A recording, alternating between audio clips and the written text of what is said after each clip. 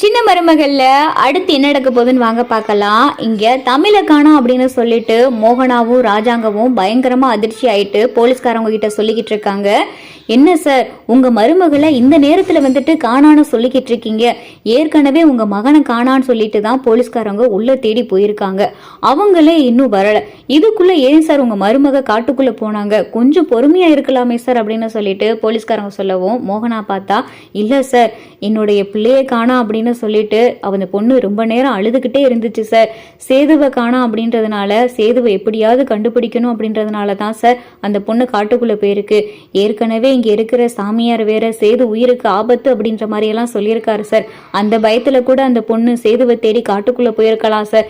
எப்படியாவது என்னுடைய மகனையும் மருமகளையும் நீங்க தான் சார் நல்லபடியா கண்டுபிடிச்சு கொடுக்கணும் அப்படின்னு சொல்லிட்டு மோகனாவும் ராஜாங்கமும் போலீஸ்காரங்க சொல்லிக்கிட்டு இருக்காங்க. அப்பதான் போலீஸ்காரங்க, சார், ஏற்கனவே காட்டுக்குள்ள போன 3 பேரு இன்னும் திரும்பி வரல. காட்டுக்குள்ள இப்பதான் காட்டு யானை வேற இறங்கியிருக்கு. அந்த காட்டு யானை கண்ணில் இவங்களும் சிக்காம நல்லபடியா வரணும் சார். அப்படியே காட்டு யானை வந்தா கூட அந்த காட்டு யானைய எப்படியாவது அந்த காட்டு யானையை பிடிக்கிறதுக்கான வழியும் நாங்க பண்ணிக்கிட்டு தான் இருக்கோம். இந்த நேரத்துல எதுக்கு சார் உங்க மருமக போனாங்க? இருந்தாலும் எங்களுடைய முயற்சி என்னவோ அதை நாங்க பண்ணிக்கிட்டே இருக்கோம் சார். இங்க சாவித்திரியும் தாமரையும் பார்த்தா, அம்மா, இவ காட்டுக்குள்ள போயிருக்காளா? இவ ஏமா காட்டுக்குள்ள போனா அப்படின்னு சொல்லிட்டு தாமரை சொல்லவும், விடு தாமரை, அவ காட்டுக்குள்ள போனா என்ன, எங்க போனா என்ன?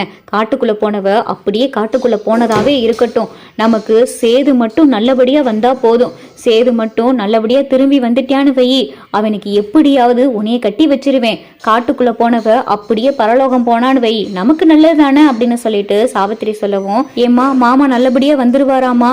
காட்டியான வேற சுத்திக்கிட்டு இருக்கு. இந்த நேரத்துல எப்படிமா மாமா வருவாராமா அப்படின்னு சொல்லிட்டு தாமரை சொல்லவும், அடி வாயை கழுவுடி, அதெல்லாம் சேதுக்கு ஒன்னும் ஆகாது. சேது நல்லபடியா திரும்பி வந்துருவேண்டி அப்படின்னு சொல்லிட்டு சாவித்திரி சொல்லவும், இல்லம்மா, அந்த சாமியார் வேற மாமா உசுருக்கு ஆபத்துலாம் சொல்லியிருக்காரே, அதான் கேட்டேன். காட்டியான வேற காட்டுக்குள்ள இருக்கு. இந்த நேரத்துல மாமா வேற காட்டுக்குள்ள போயிருக்காரு. மாமா உசுருக்கு வேற ஆபத்துன்றாங்க. இத்தனையும் சொல்லும் போது மாமா நல்லபடியா வந்துருவார் தானம்மா அப்படின்னு சொல்லிட்டு தாமரை கேட்கவும், அதெல்லாம் சேது நல்லபடியா வந்துருவேண்டி. அந்த காட்டியான கையில இந்த தமிழ் சிக்குனா போதும். இந்த தமிழுக்கு என்ன நடந்து தொலைஞ்சாலும் பரவாயில்ல. ஏன் அவ பரலோகம் போனா கூட பரவாயில்ல.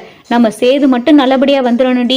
என் அன்னை மகன் நல்லபடியா வந்துடணும். என் அன்னை மகனுக்கு உன்னைய கட்டி வைக்கணும். அமைச்சருடைய மருமகளா நீ வரணும்டி. அது எல்லாமே நடக்கும் அப்படின்னு சொல்லிட்டு இங்க சாவித்திரி பார்த்தா தாமரை கிட்டையும் சொல்லிக்கிட்டு இருக்கு.